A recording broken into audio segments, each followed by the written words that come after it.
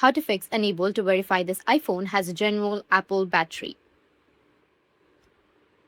So if you want to fix unable to verify this iPhone has a genuine Apple battery, then this type of problem often arises when the iPhone battery has been replaced. Particularly if the replacement was done using a counterfeit or uncertified battery, Apple devices are very sensitive to hardware authenticity, and using a non genuine battery can trigger warnings or lead to inconsistent performance. The most reliable way to address this is by visiting an official Apple store or a certified service provider. They will ensure your iPhone has a genuine Apple battery that works seamlessly with iOS, restoring both performance and safety. If you want to attempt troubleshooting on your own before heading to a service center, there are a few steps you can try directly from your device settings.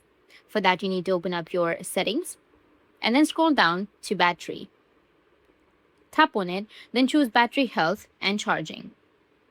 Within this section, you'll notice a feature called Optimize Battery Charging. Toggle this option off, which may sometimes resolve issues connected to charging cycles or performance instability. After disabling it, return to the main settings screen. Next, navigate to the General section.